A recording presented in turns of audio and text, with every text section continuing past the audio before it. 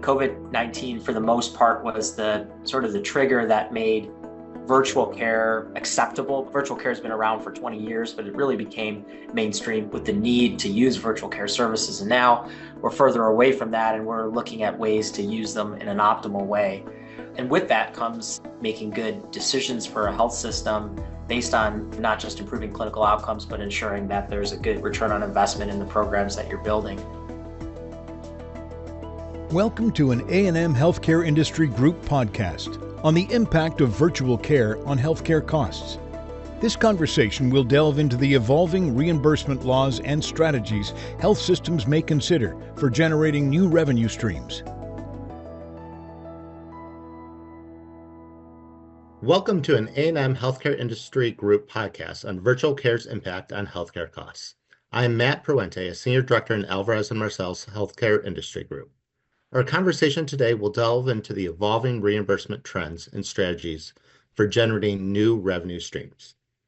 I am thrilled to be joined by Dr. Chad Elamutil. Dr. Elamutil is the Medical Director of Virtual Care at the University of Michigan Medical Group, where he oversees the strategy and implementation of virtual care services across all specialties, as well as leading a range of projects aimed at enhancing the delivery of virtual care. He also serves as the principal investigator of the Telehealth Research Incubator Lab and as an associate professor of urology at the University of Michigan. Dr. Elamutil has been invited to testify on telehealth before the U.S. Senate Committee on Finance and was recognized as one of Health Tech Magazine's 30 healthcare IT influencers in 2023. So glad to have you today on the podcast. Great. Thanks so much. I'm really happy to be here, and thank you for inviting me. It's an honor. So at Michigan Medicine, you chaired a committee tasked with formulating the institution's 5-year strategic plan for virtual care. Can you talk a little bit about the process and the main considerations that you had when doing that? Yes, certainly. It was a great process that we went through. We really started back in 2022, and we partnered with our Office of Strategy to come up with this strategic plan. During that process, we conducted focus groups, interviews with various stakeholders, various clinical departments throughout the institution. And we created this higher level committee that included clinicians, included leaders, included HITS, health information technology folks, nursing, and so forth. So the committee was there to sort of look through our findings and help us kind of come up with ideas of how virtual care should look in the next 3 to 5 years at Michigan Medicine. That was the overall purpose of that strategic planning. And in a lot of ways, we kind of had a blank slate because we're thinking about the future, and we thought about what the main problems that we had in our health system are. And for us, access, ambulatory care access is a big problem. Specialist access is a big problem. Hospital capacity is a big problem. ER wait times are a big problem. So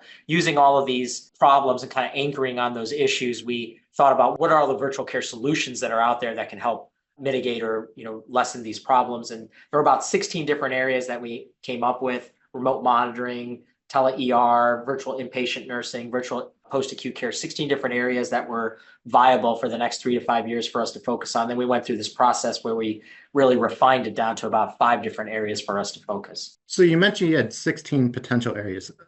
What considerations did you use to refine it to 5 key areas?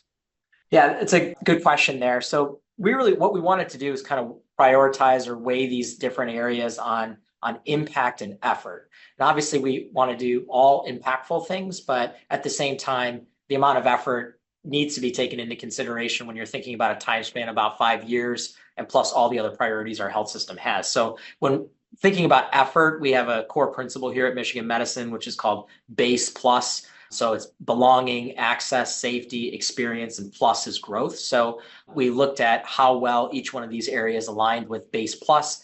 And then in terms of looking at effort, the main things that we were considering were 3 areas. What's the technology effort? What's the clinical support? And then how long is it going to take to implement? And so that includes, are the people that we need to implement this virtual care service already together? Do we have to gather a group? Does it need to be integrated to our electronic medical record for it to be successful? How ready is the clinical department to take something on like this? And so we weighed effort and impact together, and then that's how we came up with the 5 different areas. Great. When evaluating the various factors that impact the decision to implement a virtual care service, What do you feel is most important? Yeah, that's a great question. So I think, when we did sort of weigh a lot of these like the areas of effort equally, but in reality, with my experience of implementing virtual care services at Michigan Medicine, I say that the probably the area that's most important is we'll call it clinical/operational readiness. And what that means is that how ready is the team and how accepting is the team of this new virtual care service? And you can have a great idea that could potentially make a huge impact, but if the team is dysfunctional, they didn't buy into the vision. And you can only do so much as a leader. You kind of sell the vision, but then they truly have to buy into it. They truly have to work together to be able to make these programs successful, not just the launch, but also the maintenance of these programs afterwards. So I think that's probably the most important factor. And now this is going to be a little bit of a leading question since we presented on this. But what do you feel is most overlooked as a Yeah, consideration? yeah, no, that is a great question, and I think that is, we had this conversation, and then we ended up, yeah, presenting on it because I do think that wholeheartedly, I think the area that was probably the most overlooked was return on investment, and it was in the background. I don't think we weighed it very heavily because we were mostly thinking about impact, clinical impact, and so forth, and so it wasn't on the forefront, but it became on the forefront when we put this plan together and started to look for funding for the plan. Then immediately return on investment became one of the most important topics, as it should be. And I don't think anyone views virtual care services as they have to be a home run return on investment, but they do have to be sustainable. They have to, hopefully break even after X amount of years. And I think, going through this process and then trying to backfill a return on investment analysis wasn't great. I think it's a different model than I use now. Now, as we brainstorm and design a virtual care service or program, we bring return on investment up front. But with a lot of these programs, you could get a return on investment if you think creatively about it. And as you're designing the program, you may have to make some tweaks to your original idea to ensure that not only is it making a great impact on clinical care, but it's also making the health system whole too. So now it's been a year and a half since you established the five key areas. How do you feel Michigan Medicine is positioned today? Yeah, I think we're positioned very well. Just the process of going through the strategic planning was incredibly helpful. We know that we will have to pivot. There's going to be other priorities that come up, but really going through that process helped us understand what we should prioritize, helped us understand how important it is to calculate return on investment, how important it is to, or even, how to do it, that part too. So I think that, we're pretty well positioned. The programs that we initially talked about with our strategic plan are all up and running. Some of them have started to become mature, and we're looking back, evaluating it, making new iterations of the program. Some of them are still early stage. There's still some, like virtual nursing, for example. There's a lot of challenges that we couldn't have anticipated at the beginning, but I think that in general things are moving along well, and mostly because we did this planning up front. And just thinking about initially when I was partnering with you, the focus was really on the value of a new patient to justify a lot of the financial return or ROI on virtual care. Has that thinking evolved over the past year? That's a good question. I think that the value of the patient is still very, very important. And, of course, we're, always putting clinical care in the forefront. But I think, that when you think of it from an ROI model, the downstream revenue that can come from services that the patient brings in, or, operational efficiency is still very important. And I think, it does. It a lot of times, like, for example, when you're looking at something like video visits, it's not straightforward. And I think that, when we talked in a lot of the conversations that we've had about how deep you really have to go to sort of figure out what the cost side looks like and what the benefit side looks like, it's not superficial. So you may think that the only cost is this, and the vendor will tell you that the only cost is licensing, but in reality, there's a big opportunity cost with teaching staff, teaching clerical staff, teaching nursing, and there's opportunity cost with that, and all that needs to be considered as you think about what the overall return on investment is. Right. Just taking a look at it, Michigan Medicine puts the patients first.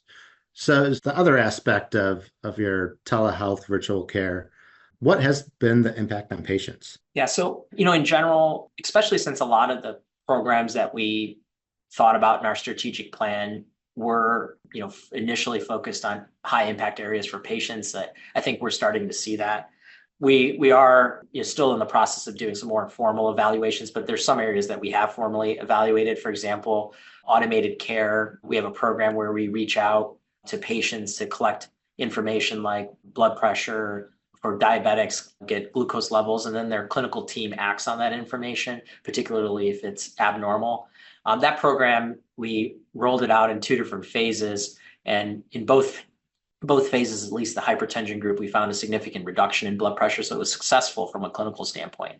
Now, the return on investment on that type of a model may be less clear, or it may be subsidized by automated care that's being done in other areas that do have a sharper return on investment. But we certainly see impact on clinical care from that program, impact on clinical care from our focus on hospital at home and many of the other programs that we have.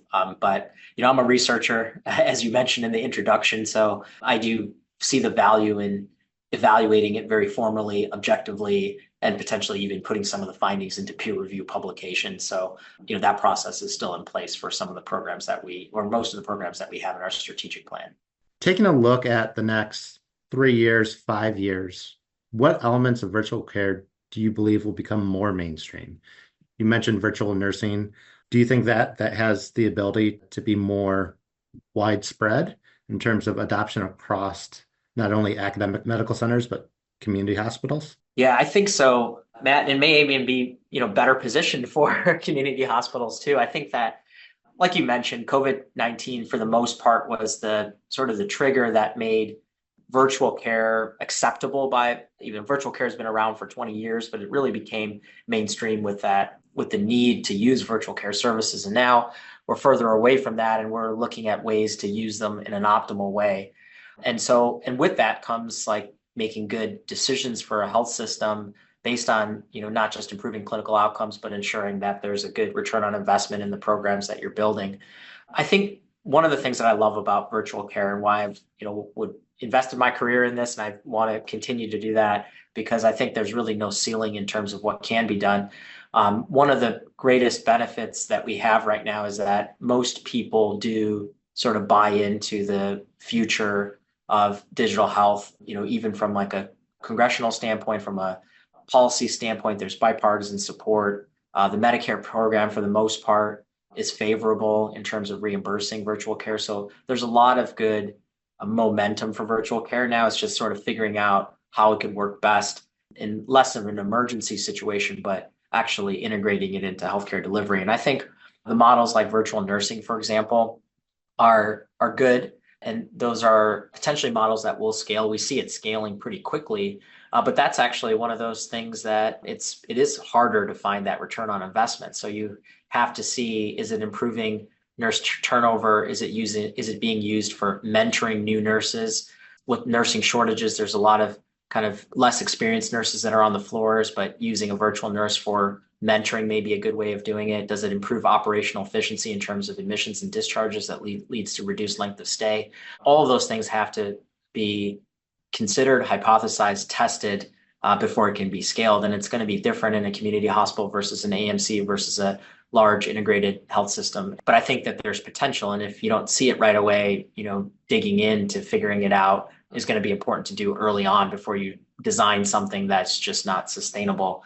Hospital at home, I think, is another big area too that's taking off. There's a lot of congressional support for hospital care at home. Some of the latest movement in this area is potentially extending the reimbursement up to 2029. I think people do see value in that. Patients see a lot of value in that, not being stuck in a hospital for something that's low complexity, but actually being moved out to have high level care at home with community paramedics, IVs at home, home nurses, and so forth. So those are big areas. I mean, we can't go through this podcast without mentioning AI. I think a lot of the AI solutions that I've seen so far are really improving operational efficiency rather than necessarily reaching out to the patient and providing care. But at least right now, that's kind of how the industry is. But for the most part, there are ways that it could actually make health systems more efficient, which can reduce costs, which can, get a return on investment in different ways rather than just direct revenue capture. So lots out there. I'm very excited. I love this job. And I think that there's a big opportunity in virtual care in the future. Certainly AI is all the rage right now, and I would love to check in with you in a year or two to see the roadmap that you believe AI and virtual care will be on. Any last thoughts, comments that you wanted to make? No, I mean, I think you hit it on the nose. It's a quickly evolving industry, and I'd be happy to come back and sort of chat, talk about where we are, what we've learned, what the landscape looks like for AI, for other virtual care services. We're doing a lot of creative things over here, and it's definitely an exciting area. So I really appreciate the time and to talk to you, Ben. Yeah. And thank you for taking it with me and others within the healthcare industry. Get a little glimmer of what Michigan Medicine and the University of Michigan Medical Group is doing on the virtual care front. And thank you for your time.